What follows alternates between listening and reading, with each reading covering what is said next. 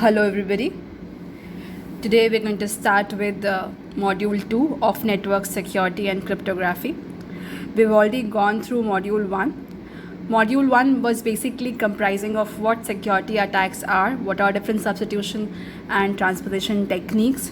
We saw certain diffusion and confusion terminologies. We saw what block cipher is, what stream cipher is. Now today we'll be going through module 2. Now the module 2 is going to comprise of modular arithmetic, different rules for finding out modular exponentiation.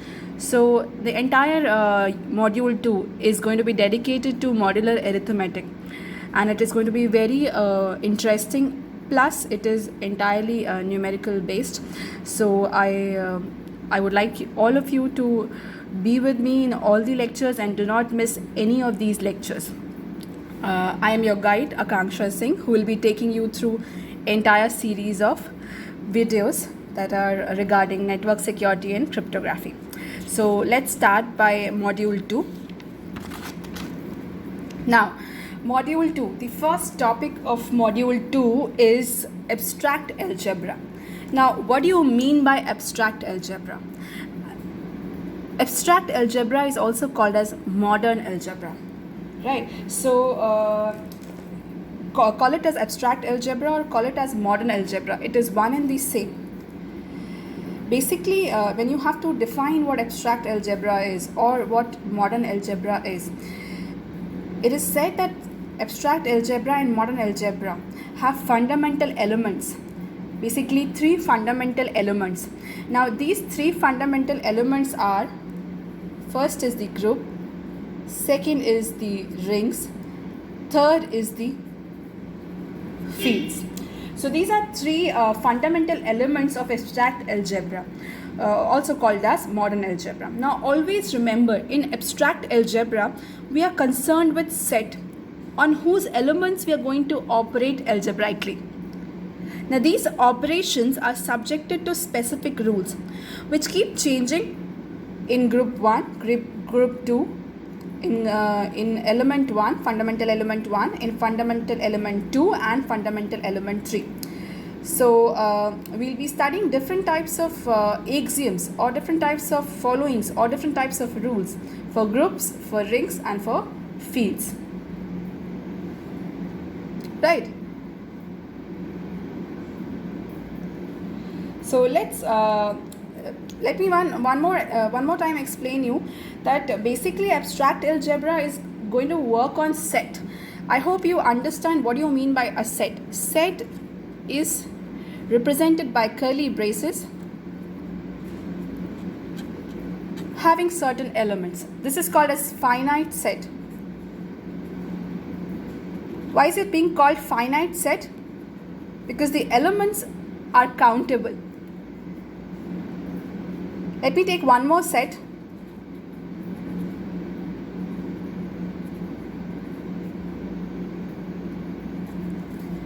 Now in this set, there is 1, 2, 3 and many more. I do not know how many more. So this set will be called as infinite set. So basically our abstract algebra is going to work on set. And not only on set, the elements of set. Always remember, abstract algebra performs its operations on the elements of the sets. And the operations that are performed on this elements of the set follow certain rules. And these rules keep changing with group, rings and fields. I hope now you're clear with what abstract algebra is. So moving ahead, and understanding what a group is. Now a group sometimes is denoted by curly braces, G, comma dot, as you can see here. Now G here is the set and dot here represents the binary operation. Please do not confuse this dot with multiplication. This is not multiplication, this is any binary operation, right? So group is represented by, sometimes, not always, it is not mandatory to represent it like this, right? You can have other notations like only G, or there are other like writing groups to represent a group, or mentioning just the G, or you can write it like curly braces G comma dot. All these three representations are for groups. Now a group is sometimes denoted by G comma dot. It is a set of elements. It is a set of elements with binary operation denoted by dot that associates. Now understand that associates pair of elements of set. That is, pair of elements, we always pick up two elements. For example, there's a set having elements A, comma B, comma C, comma D. Maybe this is a set. Maybe this is a group set. This is a group set, right? So the definition of group says that this operation, this binary operation, is associated to the ordered pair. You pick up AB, you pick up BC, you pick up CD, you pick up the ordered pair of elements in G, and write it down like this, and then this ordered pair with operation with binary operation must follow these four rules, right? If it follows, if this pair, any ordered pair having binary operation follows these four rules, then it is said to be a group, right? So a group is a set of elements with binary operation dot, and the compulsory condition for a group, for a set to be a group, is four conditions: A1, A2, A3, A4, right? So basically if you pick up any ordered pair from the set with the binary operation, and if it follows A1, A2, A3, A4 rule, then that set is said to be a group, right? So this is the definition of a group. Moving ahead to understanding the different properties or different axioms. These are called as axioms, these are called as properties, these are called as rules which a set must follow to become a group, right? So the first rule is the closure rule.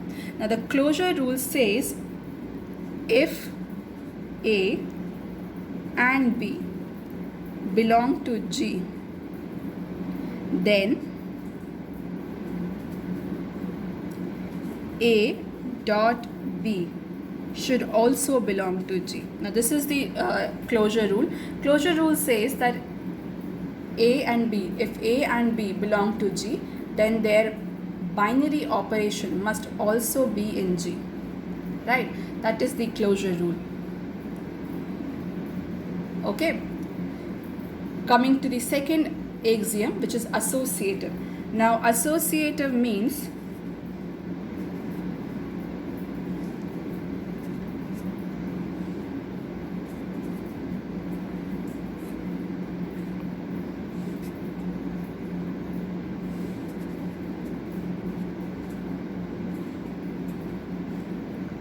associative says that if there is a binary operation between B and C and A with B and C, then it must be equivalent to being binary operation performed between A and B, and then that the result of A and B is again performed binary operation with C, must be equivalent to the earlier one. This is associative rule, right? If this and this, both the values must be same, that is called as associative. Coming to the identity element. Now identity element says that there is an element E. There is an element E.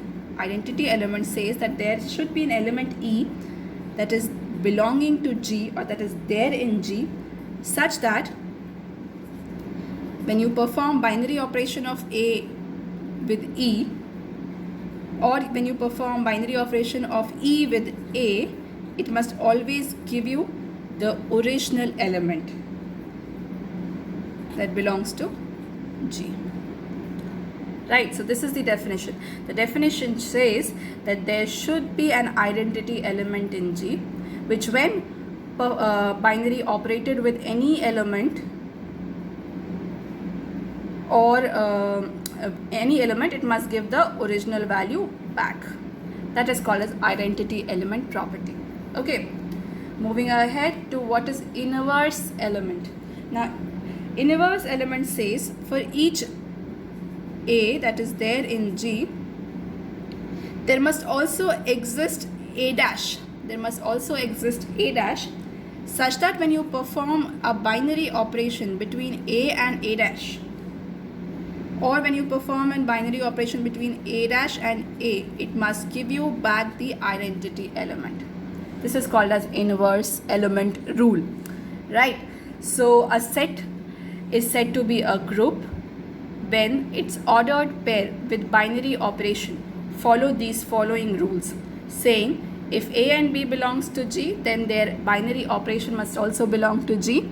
If you perform binary operation between A, B, C, then they must follow associative rule.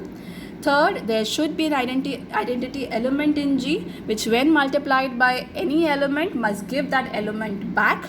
And the fourth says that the inverse of any element must also exist, which when multiplied by the element must give the identity element back. That is called as group.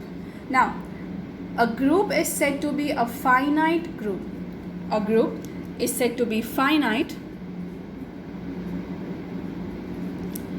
if it has finite number of elements in the set. For example, this. Here you can count, there are 4 elements in G. Therefore, this group can be called as finite group. Why? Because there are finite elements. Also, if one says that please find out the order of a finite group, how will you do that? If you're asked to find out order, if you're asked to find out order of a group, order. Remember, order of a finite group can only be found out. Order of an infinite group cannot be found out. So what is the order of a group? Now, by saying order of a group, I mean the number of elements which are there in the group. So the order of this group is 4 because there are 4 elements, as you can see. So a group is called finite when it has finite elements, and the order of a finite group is the number of elements that are there in that group. That is called finite. And there's also one more definition called as infinite groups. Now, what do you mean by infinite group? Infinite groups are those groups that have infinite elements. That is, you cannot count the number of elements that are present in the group, right? So that is called as infinite group. Now, there's one more definition that is associated to groups.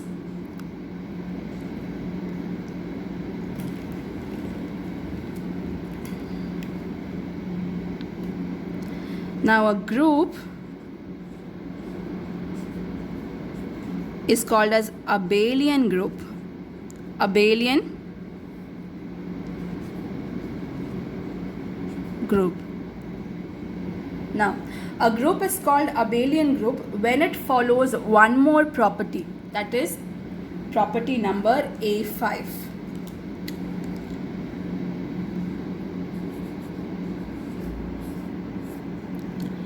This property says that the ordered pair must also be commutative.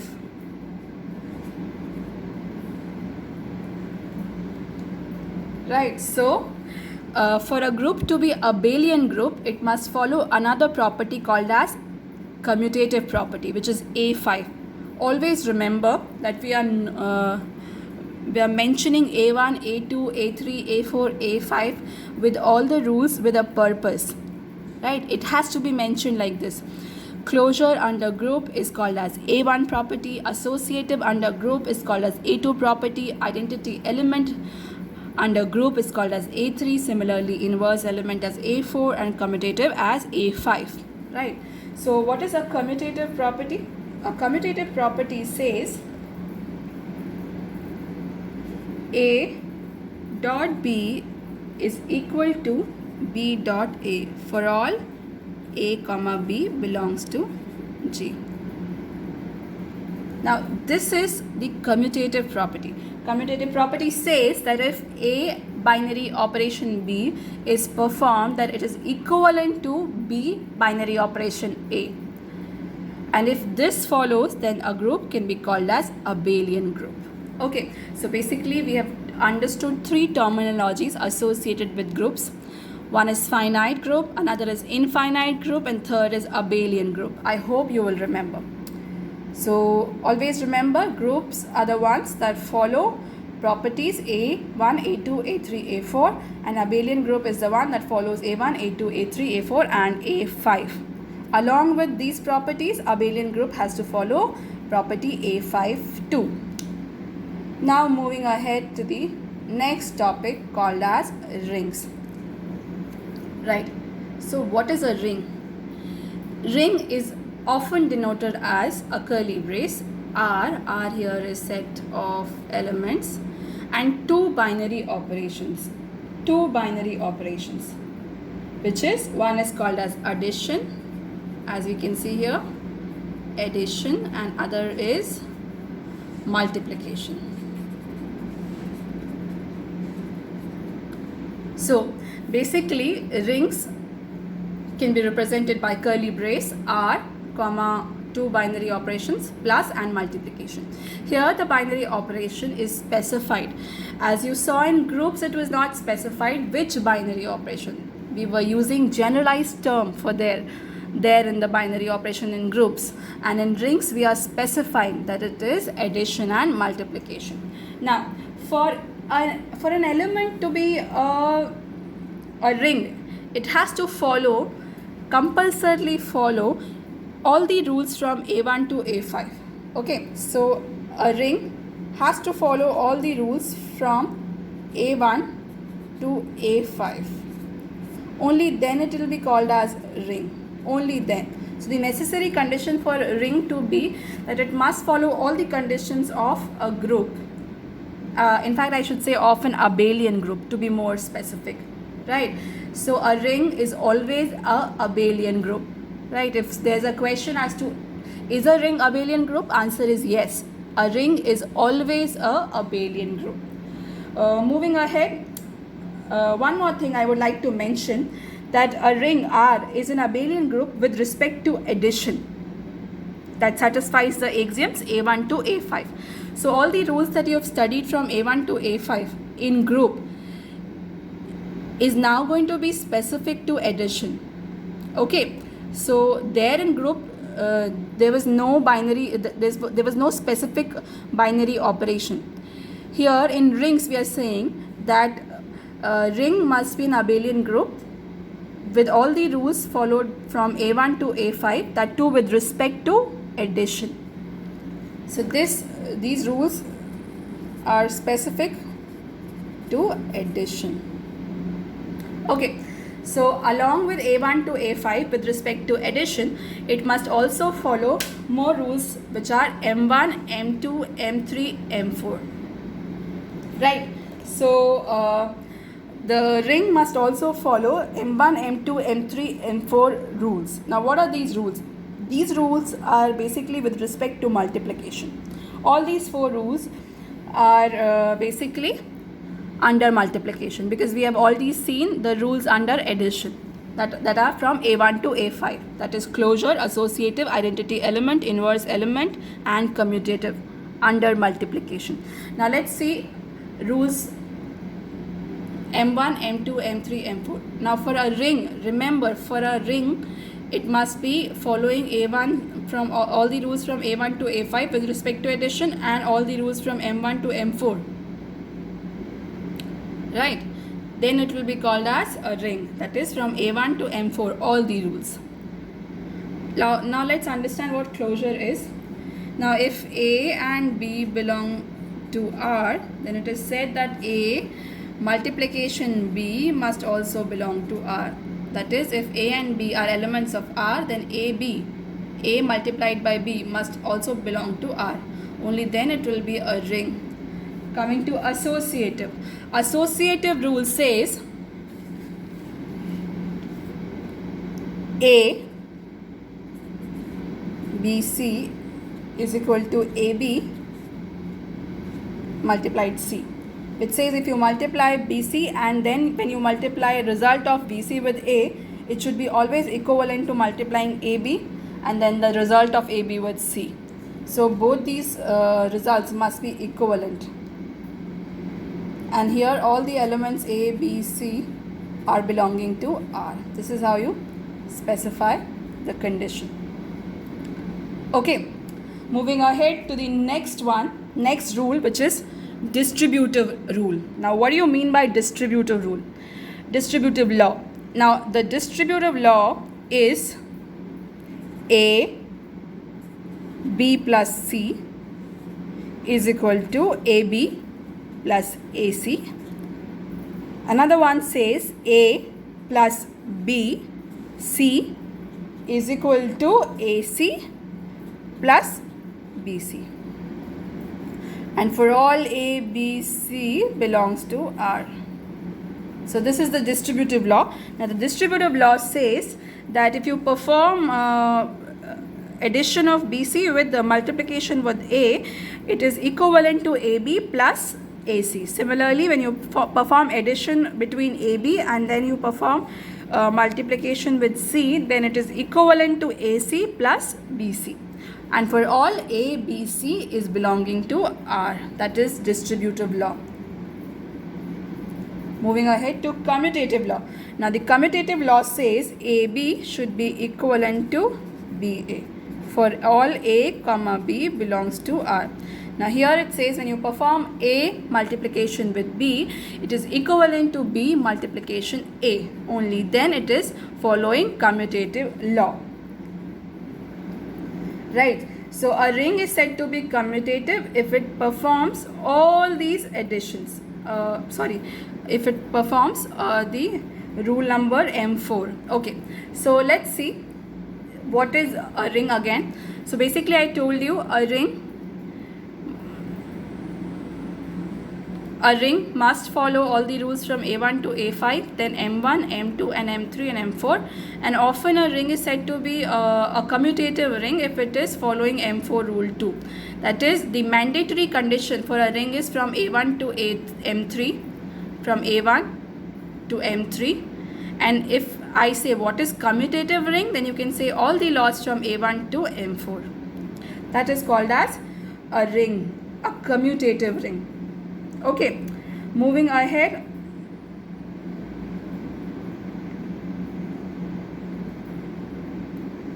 There's one more definition that is associated with the ring, that is integral domain.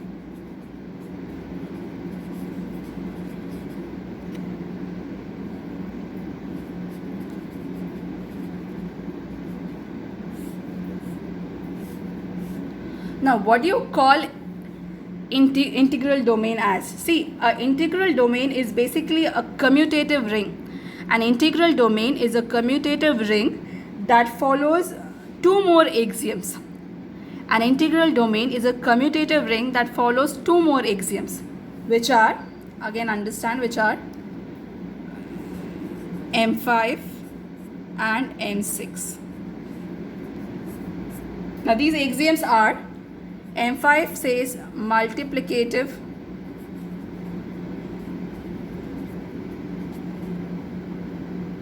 identity,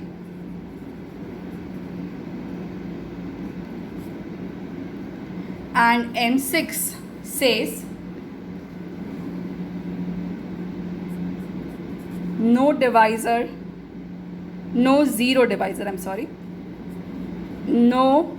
zero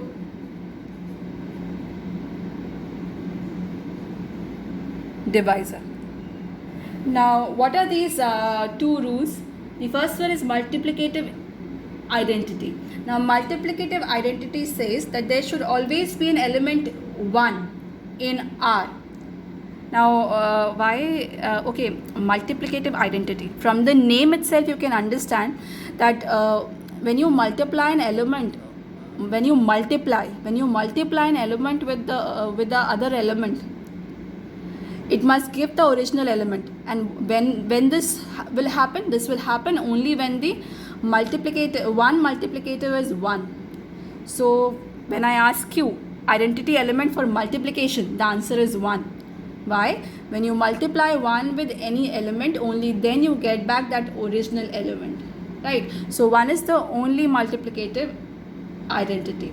And if R contains, if the group ring, if the set ring contains one element in its set, then it is going to be following multiplicative identity rule. Okay, that is rule number M5. The rule number M5 says that there should be one belonging to R, such that when you multiply 1 with any element or any element with 1, it gives you back that original element. And A is definitely belonging to R. Okay, so that is multiplicative identity. Now moving to no zero divisor. What do you mean by no zero divisor? Now if A and B are belonging to R, if A comma B belong to R, and we know that A, B when multiplied gives you 0. Okay, the rule says if A comma B belongs to R and the multiplication operation between A and B gives you 0, then either A is equal to 0 or B is equal to 0. This is called as no zero divisor rule. I hope you can understand this. This is nothing new. If A and B multiplication gives you 0, then all of us know that either A is 0 or B is 0. This rule is called as no zero divisor. This rule is called as no zero divisor. So basically a commutative ring is called as integral domain when it follows M5 and M6. The rules are multiplicative identity and no zero divisor. Okay, so basically when asked what is a ring, answer is all the rules from A1 to A5, or a ring is compulsorily a abelian group along with 3 more rules, that is closure under multiplication, associativity under multiplication, distributive law. And a ring is called commutative ring when it is an abelian group along with all the rules from M1 to M4. It's not that you have to only mention M1, M2, M3, M4. You also have to mention all the rules that are associated with this reference. Okay. Moving ahead to whenever asked what is an integral domain, the answer is a commutative ring is an integral domain when it follows 2 more rules, which are M5 and M6, which is multiplicative identity and no zero divisor rule. Okay, so I hope you've understood the entire topic of groups and rings.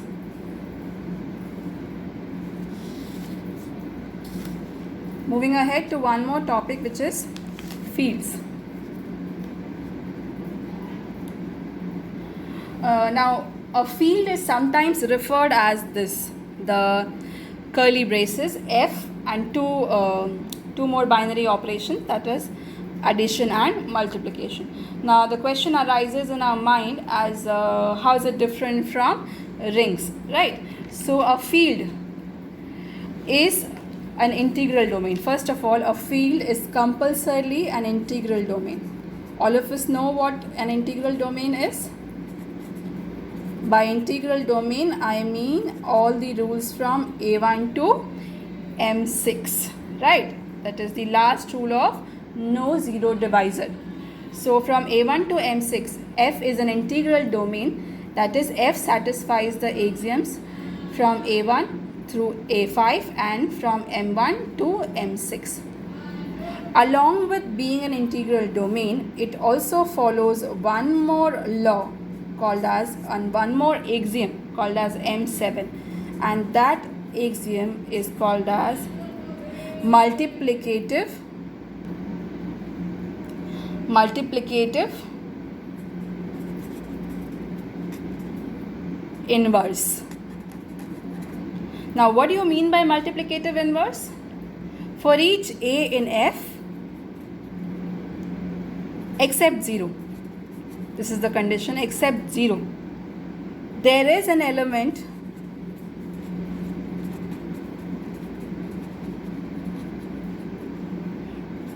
A inverse. There is an element A inverse that belongs to F, such that when you perform the multiplication between A and A inverse, or between A inverse and A, it gives you 1 as the result. Right? So this is field. So when it is asked what is a field, you have to mention a field is an integral domain following one more rule, that is M7. To illustrate more on integral domain, you have to tell that it is following all the rules from A1 to M6. Okay, so we are done with 3 fundamental elements of abstract algebra or modern algebra. I hope you've understood all these 3 elements or fundamental blocks of abstract algebra. We'll be moving ahead to the next topic, which is modular arithmetic. Now, what do you mean by modular arithmetic?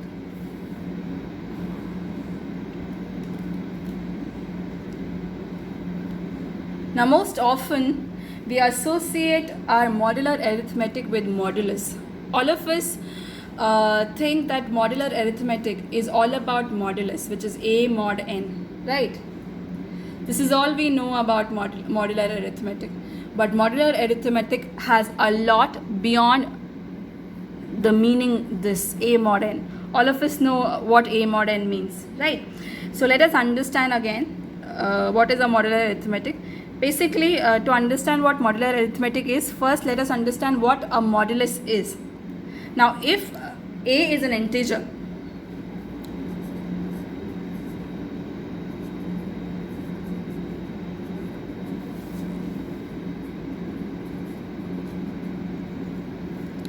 and n is a positive integer, then we can define A mod n. Then we can define A mod n to be the remainder when A is divided by n.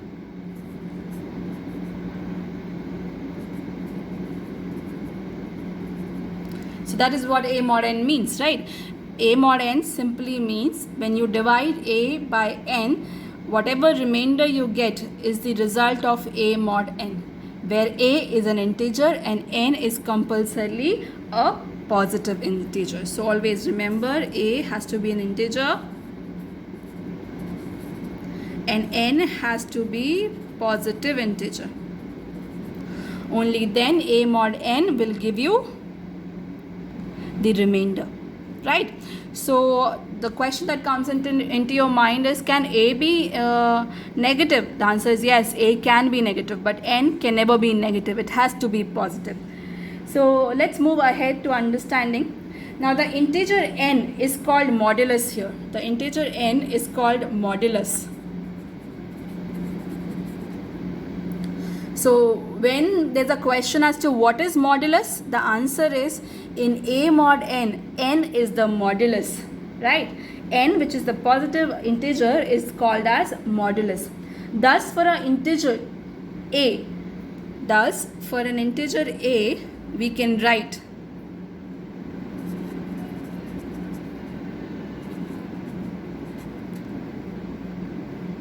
what can you write? You can write that integer A is equivalent to finding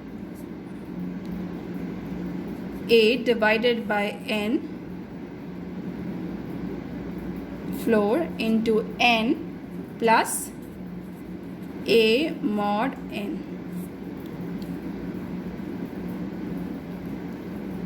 Right, this is the compulsory property. Now this is one property of modulus, A mod n.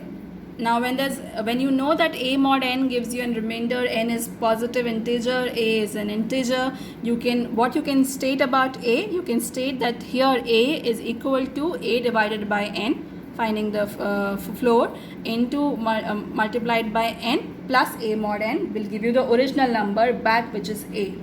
Now let me tell you let me explain you this by an example. For example, 11 mod 7. What will be the answer of 11 mod 7? The answer of 11 mod 7 will be, what remainder will you get when you divide 11 by 7? You will get 4. You will get 4 as remainder. This is the answer. Right. According to this property, what can you say about a? You can say that when you divide 11 by 7, multiply it by 7 and perform a mod n here, that is 11 mod 7, which is 4.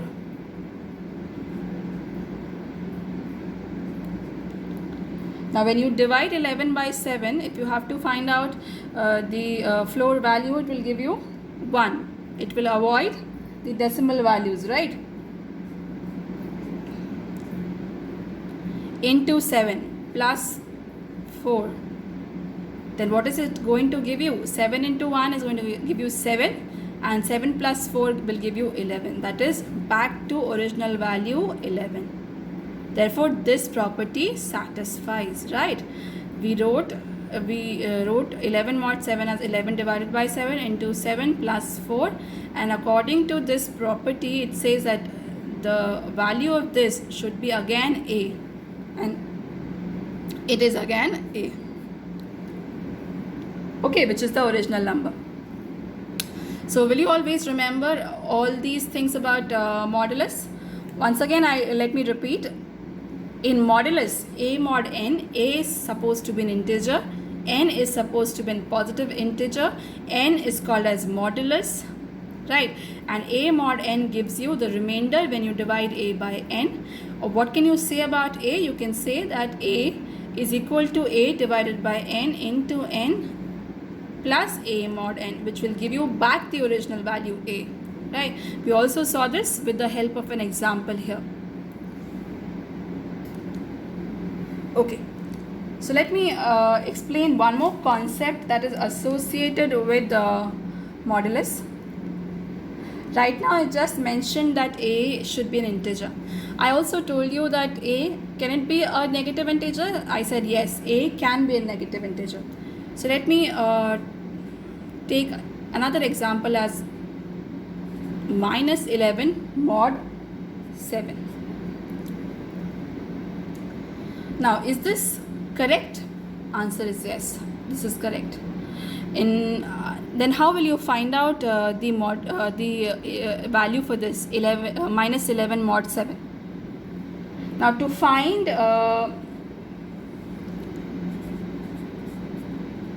let me generalize the rule. To find minus b mod n, what you have to do is you have to just keep on adding n. You have to just keep on adding n to minus b until the number is between 0 and n. Let me repeat again. For finding out minus 11 mod 7 or minus b mod n, what you have to do is you have to keep on adding n to minus b. You have to keep on adding n to minus b until you get the value between 0 and n. Okay, so let's solve this example. By just now, whatever I mentioned, let's use that rule and find out the value for minus 11 mod 7. What we'll be doing? B is minus 11 and n is equal to 7. Now we need to add 7 to minus 11. Up till when? Up till when we get a number between 0 and n. So let's add 7 to minus 11. When we add 7 to minus 11, what we will get? We will get the value as minus 4. Okay, it is still negative and not between 0 to n. What we will do? We will again add this value to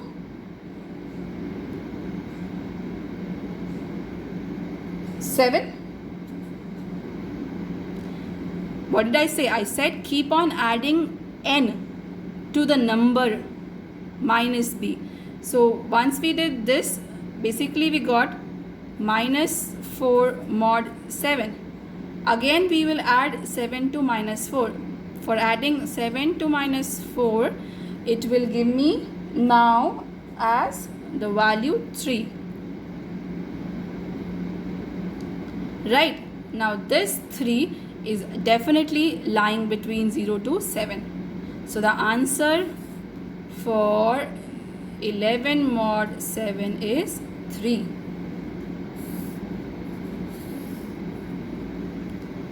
So what it says keep on adding this number to this number until you get a value between 0 to 7. So what you do, you keep on adding n to minus b. We added 7 to minus 11 to get minus 4. We wrote minus 4 here. Then added 7 to minus 4 and got a number again. If this number was again not lying between 0 to n, what would we have done? We would have added this number. We would have added n to this number. We would have added 7 to this number again, and then checked if this lies between 0 to n. Okay, 0 to 7. So this is how you can find out a negative integer modulus. Okay.